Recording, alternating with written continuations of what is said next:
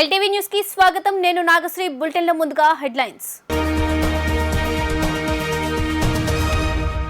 Railway Koduru Prajagalam సభలో పాల్గొన్న TDP అధినేత చంద్రబాబు. సీఎం జగన్ ఒక అహంకారి అని వ్యాఖ్య.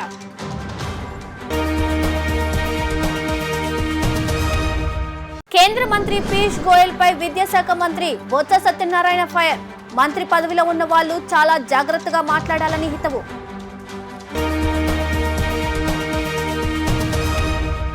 రైల్వే కోడూరు వారాహి బీజేపీ సభలో పాల్గొన్న జనసేన అధినేత పవన్ కళ్యాణ్. జగన్ రాయలసీమపై నీ గుత్తాధిపత్యం ఏమిటంటూ ఫైర్.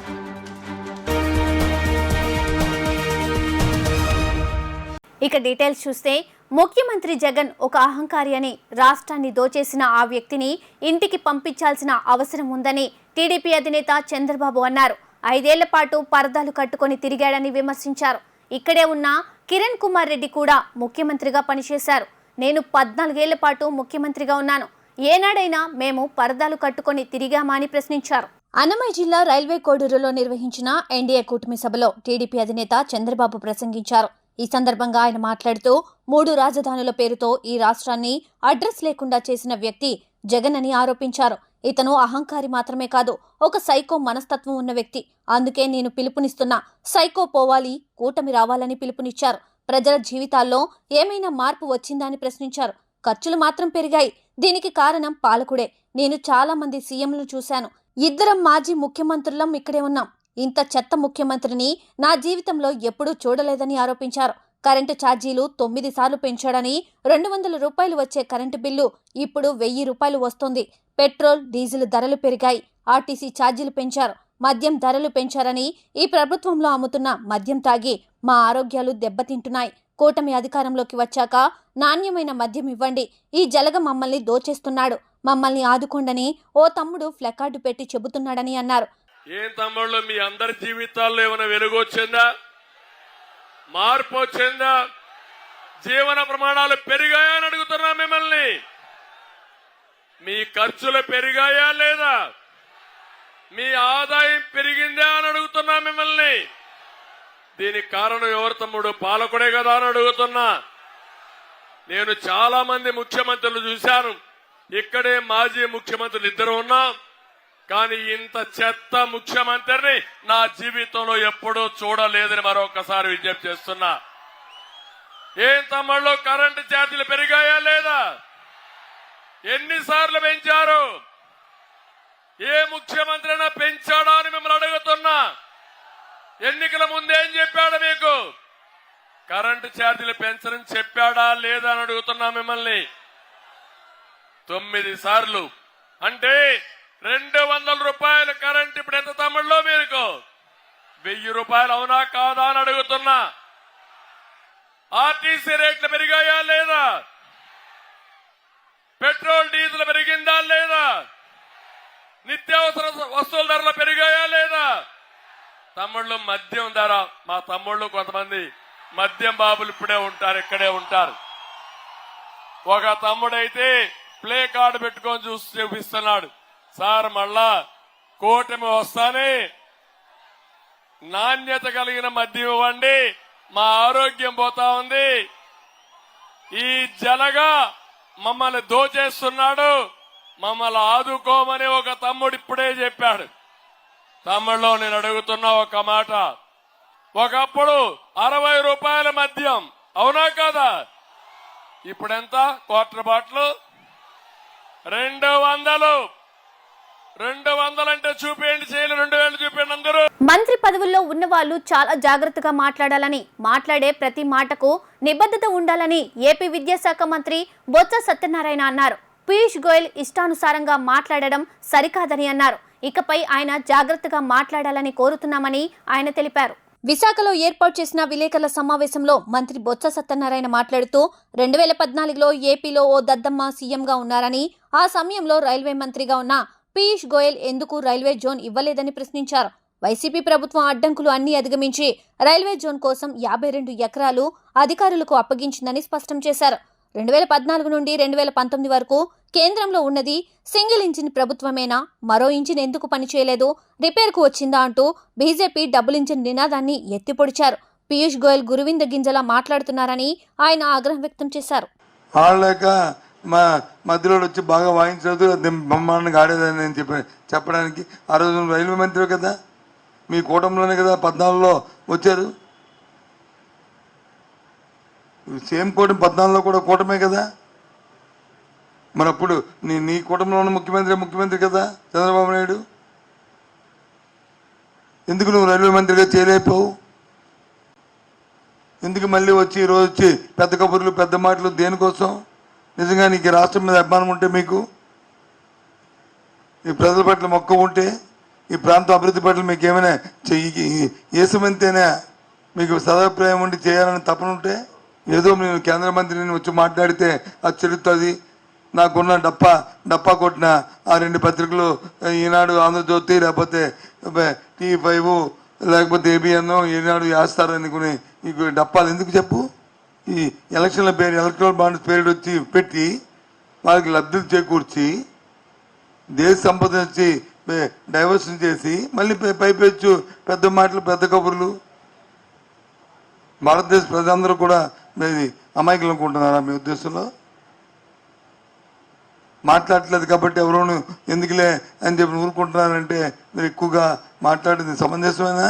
రైల్వే జోన్ జీవీఎంసీ అదే రైల్వే అధికారులు వచ్చి OSD సికింద్రాబాద్ రైల్వే చంద్రశేఖరు, అలాగే DEN, అలాగే నాగేశ్వరరావు అడిషనల్ డివిజనల్ ఇంజనీరు, అలాగే వెంకటస్వామి సెక్షన్ ఆఫీసర్ అందరూ వెళ్ళారు. అలాగే జీవీఎంసీ నుంచి శాస్త్రి అసిస్టెంట్ సిటీ ప్లాన్ వెళ్ళాడు, చంద్రశేఖర్ వెళ్ళాడు. వాళ్ళకి వచ్చి ఆ బ్యాండ్ నాకు చెప్పింది దానికి కమిషన్ వచ్చి ఇచ్చిన ఆర్డర్. ఏ రకంగా మరి ప్రభుత్వం ఇవ్వలేదని దేన్ని మీరు పెట్టుకొని చెప్తున్నారు మీరు? ఏంటి మీకున్న అథారిటీ? ఒక మంత్రి మాట్లాడు, నేనేదైనా మంత్రిని, నేనేదైనా మాట్లాడితే పాసింగ్ మార్క్స్ చేయకూడదు. ప్రభుత్వ అంశాలు మాట్లాడినప్పుడు ఒక సస్టైనబిలిటీతో ఒక ఎవిడెన్స్తో మాట్లాడాలి. రాష్ట్రంలో యువత మార్పు కోరుకుంటుందని, అందరూ మార్పు కోరుకుంటున్నారన్న విషయాన్ని వైసీపీ అధికారంలోకి వచ్చిన మొదటి రోజునే తాను గ్రహించానని జనసేనాని పవన్ కళ్యాణ్ పేర్కొన్నారు. ప్రజలు తప్పు చేశారన్న విషయం వైసీపీ వచ్చిన రోజునే అర్థమైందని అన్నారు. ఆ రోజు నుండి ఈ రోజు వరకు మీకోసం పోరాడుతూనే ఉన్నానని ఆయన వెల్లడించారు. రైల్వే కోడూరులోని వారాహి విజయభేరి సభలో జనసేన అధినేత పవన్ కళ్యాణ్ మాట్లాడుతూ పార్టీ నడపడం చేత కాదని అన్నారని, కానీ అది తప్పని దశాబ్ద కాలం నుండి నిరూపిస్తూనే ఉన్నానని స్పష్టం చేశారు. కష్టాలు మనకి, బలిదానాలు త్యాగాలు మనకి, సంపద జగన్కు, పెద్దిరెడ్డికి, మిథున్ రెడ్డికి అని వ్యాఖ్యానించారు. రాష్ట్రంలో 30,000 మంది ఆడపిల్లలు అదృశ్యమైతే ఈ పెద్దిరెడ్డికి పట్టదు, ఈ మిథున్ రెడ్డికి పట్టదు, జగన్కు పట్టదు. వీళ్ళకి దోపిడీ తప్ప మరో ధ్యాస లేదని ఆరోపించారు. మీకు ధైర్యం లేకపోతే మార్పు రాదు.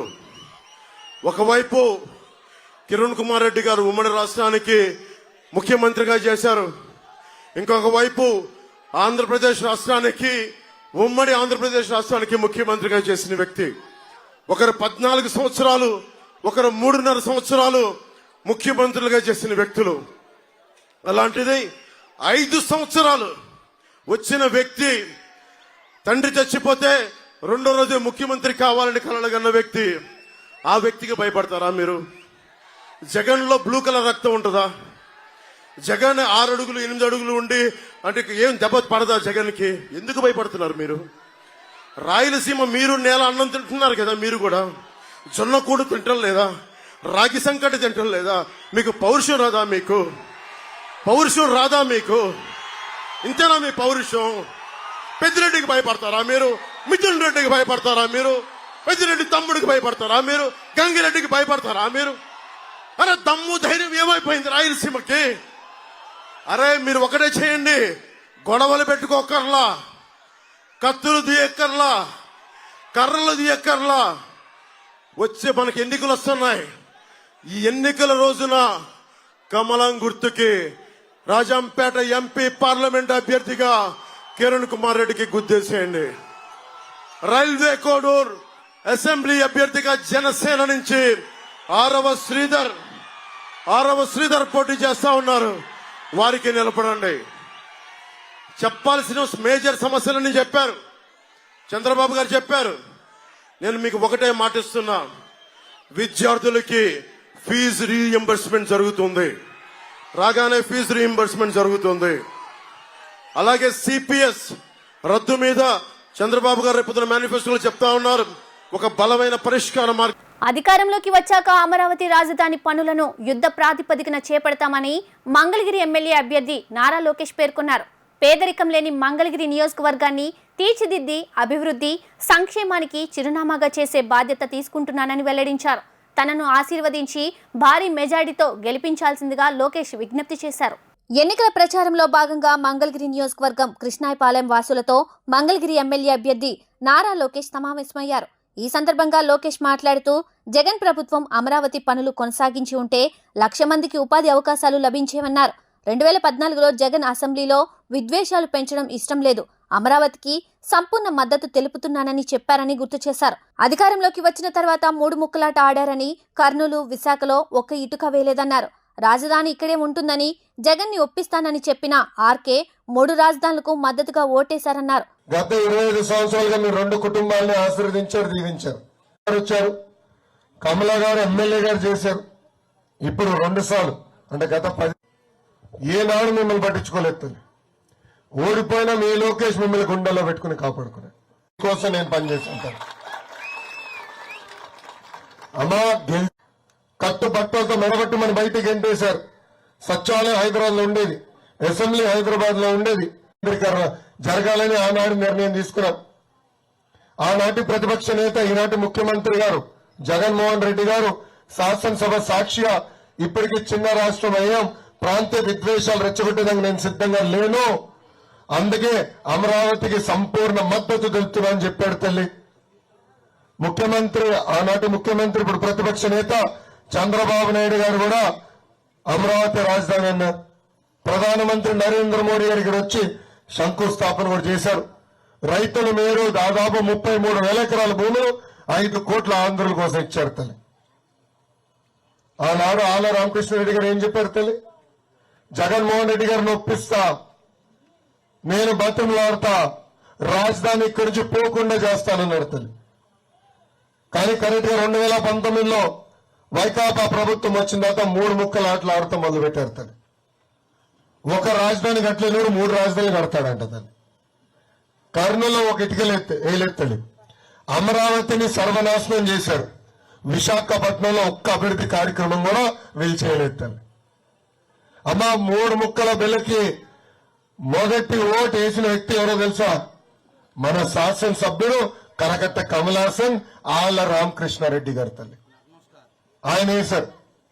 అమ్మ ఆనాడు అమరావతికి పక్క నియోజకవర్గాల నుంచి కొంతమంది తోలుకొని వస్తుంటే ఇక్కడున్న దళిత రైతులు అడ్డం పడ్డారు. 76 నామినేషన్లో 5 నామినేషన్లను తిరస్కరించడం జరిగిందని రిటర్నింగ్ ఆఫీసర్ రాజకుమారి తెలియజేశారు. సోమవారం మధ్యాహ్నం 3 గంటల వరకు విత్డ్రా నామినేషన్ సమయం ఉందని ఆమె స్పష్టం చేశారు.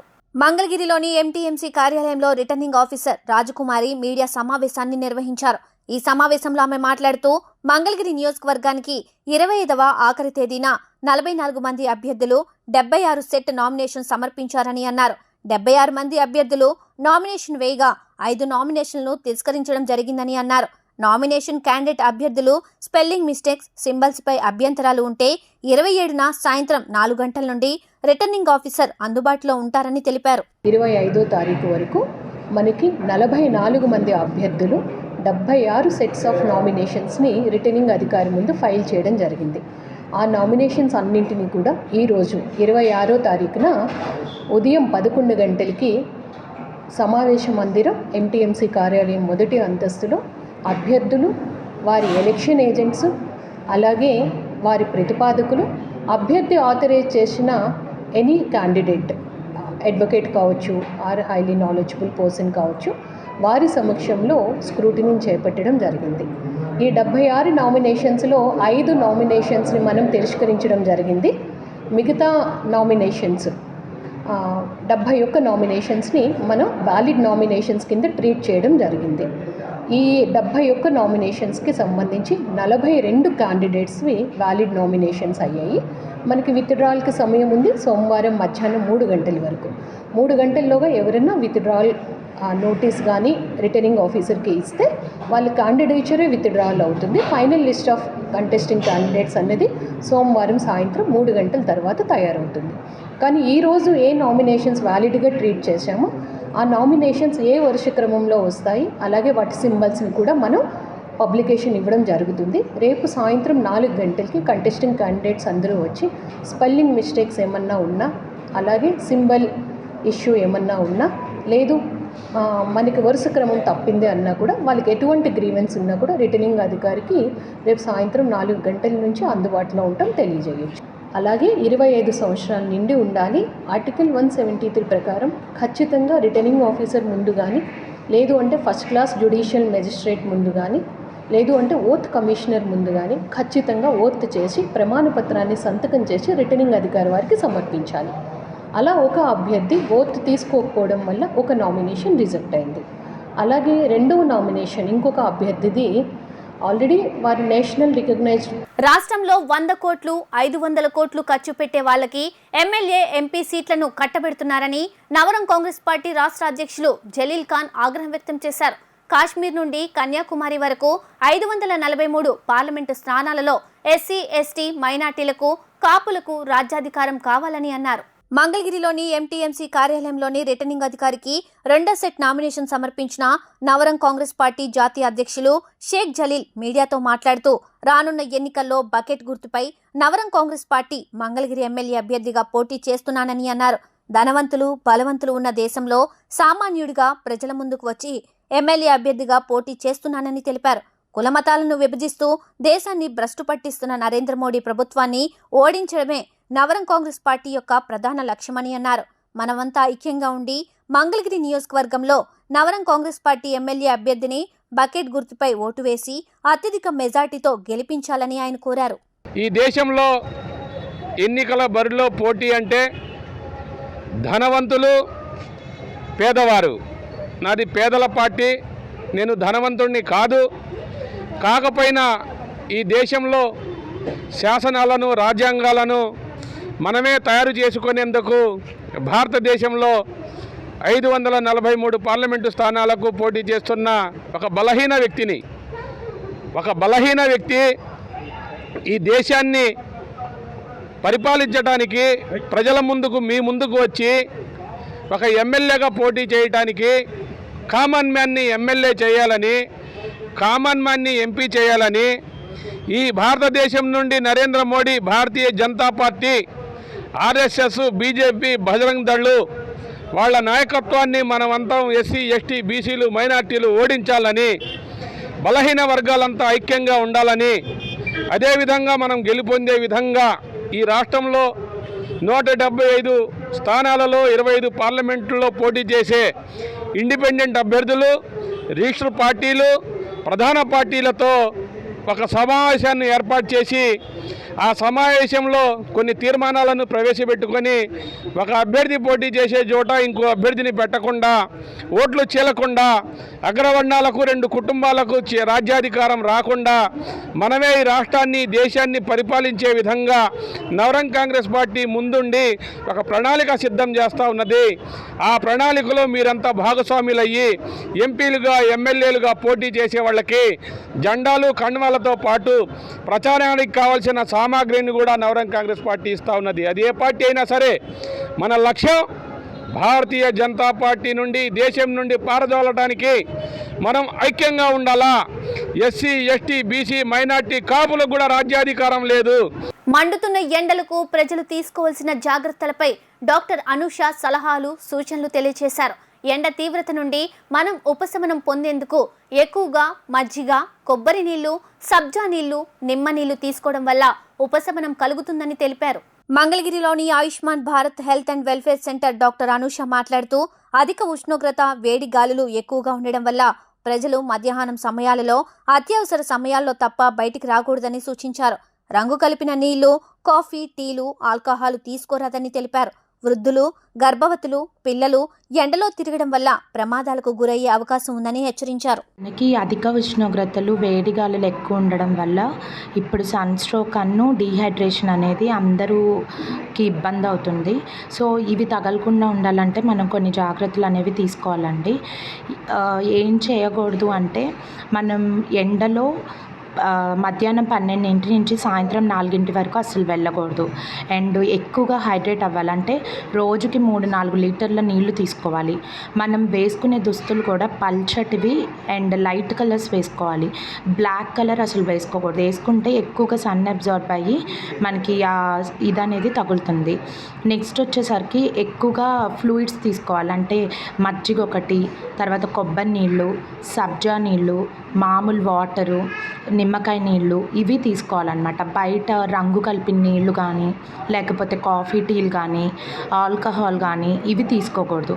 ఇవి తీసుకోవడం వల్ల ఇంకా మీకు డీహైడ్రేషన్ ఎక్కువయ్యి చాలా ఇబ్బంది పడతారు. తర్వాత మీరు చేయాల్సింది ఏంటంటే రోజుకి 3-4 లీటర్స్ ఆఫ్ వాటర్ తీసుకొని మనం బయటకు వెళ్ళేటప్పుడు గొడుగు వాడటం, టోపీ ధరించడం అట్లా చేయాలి. మెయిన్గా గర్భవతులు, వృద్ధులు, చిన్నపిల్లల్ని అస్సలు ఎండన పంపించకూడదు. ఎందుకంటే ఆ సన్ స్ట్రోక్ అనేది మనం ఇమీడియట్గా ట్రీట్ చేయకపోతే చాలా ప్రమాదానికి గురవుతారు. దీని సిమ్టమ్స్ ఎలా ఉంటాయంటే విపరీతమైన తలనొప్పి ఉంటుంది, జ్వరం వస్తుంది, వాంతులు అవుతాయి, తర్వాత వచ్చేసరికి కళ్ళు తిరుగుతున్నట్టు అనిపిస్తాయి. ఇలాంటి లక్షణాలు కనబడితే మనం ఫస్ట్ ఎయిడ్ కింద చేయాల్సిన ఏంటో కూడా చెప్తాను.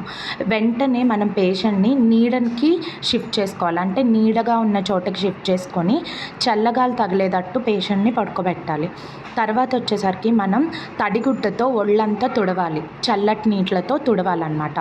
నెక్స్ట్ ఆ పేషెంట్ కాన్షియస్గానే ఉన్నాడు, మాట్లాడుతున్నాడు అనుకుంటే మనం వెంటనే ఉప్పు కలిపిన మజ్జిగ కానీ లేకపోతే ఓఆర్ఎస్ కానీ ఇచ్చి తాగించాలి. రాజకీయాలకు అతీతంగా అభివృద్ధికి మారుపేరుగా నిలిచిన అమరజీవి నిమ్మగడ్డ ఆశయ స్ఫూర్తితో ఎర్ర జెండా అండతో ప్రజా సమస్యలపై రాజీ లేని పోరాటం చేస్తానని జొన్నా శివశంకర్రావు హామీ ఇచ్చారు. బీజేపీ తొత్తు పార్టీలను ఓడించాలని ఆయన పిలుపునిచ్చారు. జొన్నాకు అడుగడుగునా సూర్యుడు రాకముందే ప్రజా నీరాజనాలు వస్తున్నాయన్నారు.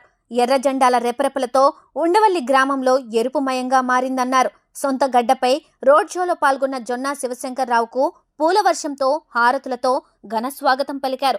20 సంవత్సరాలు హ్యాట్రిక్ సర్పంచ్గా ఉండవల్లి గ్రామాన్ని అభివృద్ధి పదంలో జొన్నాకు అపూర్వ ఆదరణ వస్తుందన్నారు. ఈ సందర్భంగా ఆయన మాట్లాడుతూ ప్రజల సమస్యలపై నికరంగా నిలబడి పోరాడుతున్న కమ్యూనిస్టు అభ్యర్థులకు ఓటు వేస్తేనే ఆ ఓటుకు విలువ ఉంటుందని తెలిపారు. 2024 మే 13న ఆంధ్రప్రదేశ్లో సార్వత్రిక ఎన్నికలు జరగబోతా ఉన్నాయి.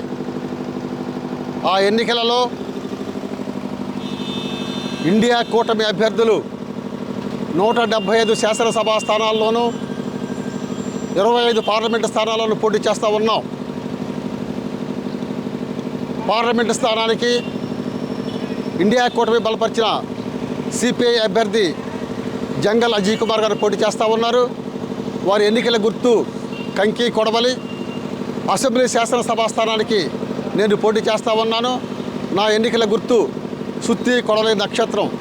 ఈ గుర్తులకు ఓట్లేసి ప్రజలు మమ్మల్ని పార్లమెంటుకి, అసెంబ్లీకి పంపించాల్సిందిగా హృదయపూర్వకంగా ప్రార్థిస్తూ ఉన్నాను.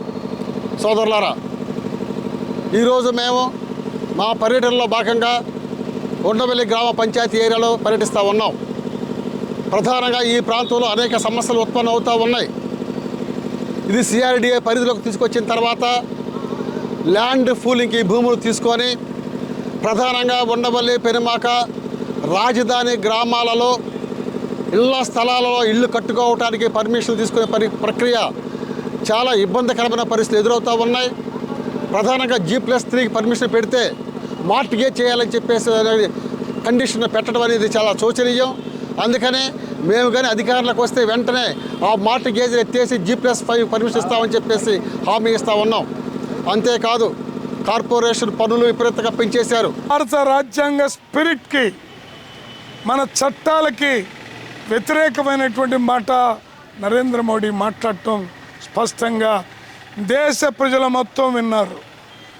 అందుకని నరేంద్ర మోడీ మీద దాన్ని సుమోటోగా తీసుకొని కేసు పెట్టాల్సిన అవసరం ఇవాళ ఎంతైనా ఉంది. అలాగే ఇవాళ ఇండియా కూటమి రోజు రోజుకి కెరటంలా లేచి పడుతూ ముందుకి స్రవంతిలాగా సాగుతూ ఉంది. రాబోయే రోజుల్లో ఫలితాలు చూసినప్పుడు అందరూ కూడా ఆశ్చర్యపోయేటటువంటి పద్ధతుల్లో ఇండియా కూటమి అధికారాన్ని ఫామ్ చేసేటటువంటి వైపు దూసుకుపోతూ ఉంది. ఇవాళ ఉత్తరాదిలోనే సీట్లు తగ్గిపోయిన వాళ్ళకి దక్షిణాదిలో వచ్చే సీట్ ఎక్కడా లేదు, ఒక్క సీటు కూడా లేదు. ఇక్కడ మన దౌర్భాగ్యులు ఇద్దరు జగన్మోహన్ రెడ్డి, చంద్రబాబు, వీళ్ళిద్దరు మాత్రం మేము ఎన్ని గెలిస్తే అన్ని నీకే అంటున్నారు. వైద్యాలయాలే దేవాలయాలుగా భావిస్తున్న ఈ రోజుల్లో డాక్టర్లే యమకింకర్లుగా మారి నిండు నూరేళ్లు జీవించవలసిన 20 సంవత్సరాల కన్నా సునీల్ కుమార్కు నిర్లక్ష్యంతో వైద్యం నిర్వహించి మరణానికి కారణమైన ఎన్ఆర్ఐ డాక్టర్లను కఠినంగా శిక్షించాలని అడ్వకేట్ చిలువురు నాగరాజు డిమాండ్ చేశారు. చేతికి అంది వచ్చిన కొడుకును అన్యాయంగా బలి తీసుకున్నారని కన్న తల్లి ఆవేదనతో అధికారులను కలిసి న్యాయం చేయమని ప్రాధేయపడ్డా పట్టించుకునే నాదుడే లేడని ఆవేదన వ్యక్తం చేశారు. మంగళగిరిలోని ఐబిఎన్ ప్రెస్ భవన్లో విజయవాడ నవజీవన్ స్వచ్ఛంద సంస్థ వారు మీడియా సమావేశాన్ని నిర్వహించారు. ఈ సమావేశంలో అడ్వకేట్ చిలువురు నాగరాజు, దళిత సంఘం నాయకులు కట్టెపు బాబురావు, విజయవాడ అర్బన్ మాదిగ అధ్యక్షులు కటికల సైదులు, మాదిగ మండల చంద్రశేఖరరావు మాదిగ పాల్గొన్నారు. ఈ సందర్భంగా విజయవాడకు చెందిన నిర్మలమ్మ మాట్లాడుతూ చేతికి అంది వచ్చిన కొడుకును చెడు అలవాట్లకు బానిసై మానసికంగా ఇబ్బంది పడుతున్న సునీల్ కుమార్ను డిసెంబర్ నెలలో మానసిక వైద్యం అందించేందుకు ఎన్ఆర్ఐ హాస్పిటల్లో జాయిన్ చేసినట్టు తెలియజేశారు. ఎన్ఆర్ఐ వైద్యులు మానసికంగా చిత్రవదంగా హింసించి అన్యాయంగా చంపేశారని ఆవేదన వ్యక్తం చేశారు. తన కొడుక్కి పురుగులు పట్టే వరకు రాక్షసత్వంగా వైద్యం నిర్వహించారని ఆగ్రహాన్ని వ్యక్తం చేశారు. చనిపోయినా పోస్టు మార్టం చేయకుండా తనను బెదిరించి సంతకాలు చేయించుకొని దొడ్డిదారిన శవాన్ని బయటికి పంపించారని ఆవేదన వ్యక్తం చేశారు. తనకు న్యాయం చేయాలంటూ ఎంతమందిని కలిసినా ప్రాధేయపడ్డా ఎవరూ పట్టించుకోలేదని ఆవేదన వ్యక్తం చేశారు. కొంచెం చెడు అలవాట్లకు అలవాటు పడి మద్యం నేర్చుకొని చిన్న చిన్న వాటికి కోపం ఎక్కువైపోయి తను సూసైడ్ ప్రయత్నాలు చేసుకుంటుంటే నవజీవన సంస్థ వాళ్ళు వచ్చేసి కౌన్సిలింగ్ ఇప్పిస్తామని ఎన్ఆర్ఐ హాస్పిటల్లో జాయిన్ చేశారండి. మానసిక వార్డులో జాయిన్ చేశారు. వాళ్ళు జాయిన్ చేసిన తర్వాత డాక్టర్స్ వాళ్ళ ట్రీట్మెంట్ ఏమేమి చేశారో నాకైతే తెలియదండి, చెప్పలేదు. ఏమీ చెప్పకుండా వాళ్ళు ఇష్టం వచ్చినట్టు చేసుకున్నారు. నన్ను లోపలికి రానిచ్చేవాళ్ళు కాదు, మాట్లాడనిచ్చేవాళ్ళు కాదు. వాళ్ళు ఇష్టం వచ్చినట్టు చేసిన తర్వాత పిల్లోడు వారం రోజులకే బాడీలో నుంచి పురుగులు వచ్చేసి బ్రతికుండగానే పురుగులు వచ్చేసాడండి. తర్వాత ఐసీలో పెట్టేసిన తర్వాత నన్ను లోపలికి రానిచ్చేవాళ్ళు కాదండి. నవంబరు 22వ తారీఖున జాయిన్ చేశాను. 29 కల్లా పిల్లోడు చాలా సీరియస్ అయిపోయాడు. ఓవర్ బ్లీడింగ్ అయిపోవడం, పురుగులు పట్టేయడం జరిగింది. డిసెంబర్ 11వ తారీఖున చనిపోయాడు బాబు. చనిపోయాడని చెప్పారు. మళ్ళీ మేము బ్రతికిస్తామమ్మా, నీకేం పర్వాలేదు, చిన్న వయసే కదా, సిపిఆర్ చేస్తాము, మేము బ్రతికిస్తామమ్మా అని చెప్పారు. చాలా నా బిడ్డని 2 చేతులు కట్టేసేసి ఇలా 2 ఫోల్డ్ చేసి చేతులు కట్టేసి మంచానికి కట్టేసి కొట్టి మానసికంగా మాట్లాడి వాడిని హింసించి నా పిల్లోడు చెప్పబోతాను ట్రై చేస్తుంటే కూడా మత్తు ఇంజక్షన్ ఇచ్చేసి ఎందుకు చెప్తున్నావు మీ అమ్మకు అని చెప్పేసి అని చాలా భయంకరంగా చేశారు. ఏంటి సార్ మానసిక వాటిలో అలా చేస్తున్నారు ఏంటని కూడా నేను అడిగాను. బయటికి పంపించేసేవాళ్ళు, నన్ను అసలు లోపలికి రానిచ్చేవాళ్ళు కాదు. నా బాబుని ఇదిగోండి స్థితిలో ఉంటే వెళ్ళిన తర్వాత ఇదిగో చూడండి కాళ్ళు ఎలా కుళ్ళిపోయాయో చూడండి, నా పిల్లోడికి ఎలాగైపోయాయో. ఇలా ఎంతమందిని చేస్తున్నారు డాక్టర్లు నా బాబుని. నవజీవన వాళ్ళని అడిగితే వాళ్ళు మాకు తెలియదు అన్నారు. డాక్టర్లు ఎవరికని చెప్తే మేము ఊరుకోమన్నారు. నా బాబుని నన్ను బెదిరించేశారు. నువ్వు వెళ్తావా బయటికి, నువ్వు కూడా వెళ్ళిస్తావా లేదా అని బెదిరించేశారండి నన్ను. నవజీవన్ స్వచ్ఛంద సంస్థ వారు ముందుకొచ్చి జరిగిన అన్యాయానికి మేము పోరాడతామని హామీ ఇచ్చారని అన్నారు. గుంటూరు జిల్లా కలెక్టర్ వారిని కలవగా వెంటనే స్పందించి కేసు ఫైల్ చేయవలసిందిగా అధికారులను ఆదేశించినట్టు తెలియజేశారు. తనకు జరిగిన అన్యాయం ఏ తల్లికి జరగకూడదని పోరాటం చేస్తున్నట్టు కర్ణా నిర్మలమ్మ స్పష్టం చేశారు. ఒకసారి వివరాలు మనం గమనిస్తే ఆంధ్ర రాష్ట్రంలో మంచి పేరు ప్రతిష్టలు ఉన్న ఎన్ఆర్ఐ హాస్పిటల్లో బాబు కొంచెం మెంటల్గా డిజార్డర్ ఉన్నారని చెప్పేసి తల్లి హాస్పిటల్ చేర్పిస్తే బాగుపడదని భావించింది. ఒక స్వచ్ఛంద సంస్థ ద్వారా హాస్పిటల్లో జాయిన్ చేసిన తర్వాత 20 డేస్ ట్రీట్మెంట్ తర్వాత పిల్లవాడు చనిపోయాడు. ఈ తల్లికి కడుపు కోత మిగిల్చాడు. తల్లి ఆరోపణ చేస్తుంది ఏంటంటే డాక్టర్లు సరైన వైద్యం ఇవ్వలేదు, వైద్యం వికటించింది, చేతికి వచ్చిన కొడుకు కాటికి వెళ్ళిపోయాడు. దీనిపైన అనేకమైన ఆరోపణలు చేస్తూ ఉంది. దాని ఎంక్వైరీ కోర్సులో భాగంగా రేపటి నుంచి విచారణ ప్రారంభమవుతోంది తెనాలిలో. దళిత సంఘాల తరపున మరియు అంబేద్కర్ వైజ్ఞానిక నిపుణుల తరపున మేము ప్రభుత్వాన్ని డిమాండ్ చేస్తున్నాం. నిజాయితీగా ట్రాన్స్పరెంట్గా విచారణ చేయమంటా ఉన్నాం. ఎవరైతే డాక్టర్లు బాధ్యతారహితంగా ప్రవర్తించారో, ఒక నిండు ప్రాణాన్ని బలిగొన్నారో, నిజాలు నిగ్గు తేలిన తర్వాత డాక్టర్లు తప్పు చేశారని చెప్పి ఎంక్వైరీ బయటకు వచ్చిన పక్షంలో డాక్టర్లు కఠినంగా శిక్షించాలి. ఒక ఎస్సీ కుటుంబానికి సంబంధించిన పేద మహిళ, భర్త దిక్కులేదు, ఈమెకి పోషించే కొడుకు కూడా కాటికి పైన వెళ్ళిపోయాడు. ప్రభుత్వం స్పందించాలి. ఈ కుటుంబానికి ఫైనాన్షియల్ కూడా సపోర్ట్ చేయమని మేము హెల్ప్ చేయమని ప్రభుత్వాన్ని మేము డిమాండ్ చేస్తున్నాం. ఎట్లాంటి ప్రలోభాలకు లొంగకుండా, ఎట్లాంటి వీక్నెస్కి ఫాలో పడకుండా తెనాలి ఆర్డీఓ గారు వాళ్ళ యొక్క కాన్స్టిట్యూషనల్ బాధ్యతతో ట్రాన్స్పరెంట్గా విచారణ చేసి నిజానికి నిగ్గు తెలిసి, ఒక బాడీ చనిపోయిన తర్వాత మన హాస్పిటల్లో ఫార్మాలిటీస్ మనం గమనిస్తూ ఉంటాం. ఒక సామాన్యమైన మనిషి కూడా గమనిస్తూనే ఉంటాడు. వార్తలు ముగించే ముందు హెడ్లైన్స్ మరోసారి. రైల్వే కోడూరు ప్రజాగలం సభలో పాల్గొన్న టీడీపీ అధినేత చంద్రబాబు. సీఎం జగన్ ఒక అహంకారి అని వ్యాఖ్య.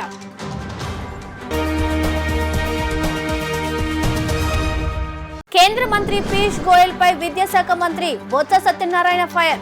మంత్రి పదవిలో ఉన్న వాళ్ళు చాలా జాగ్రత్తగా మాట్లాడాలని హితవు.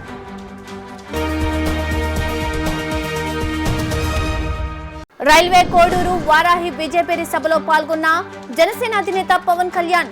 జగన్ రాయలసీమపై నీ గుత్తాధిపత్యం ఏమిటంటూ ఫైర్.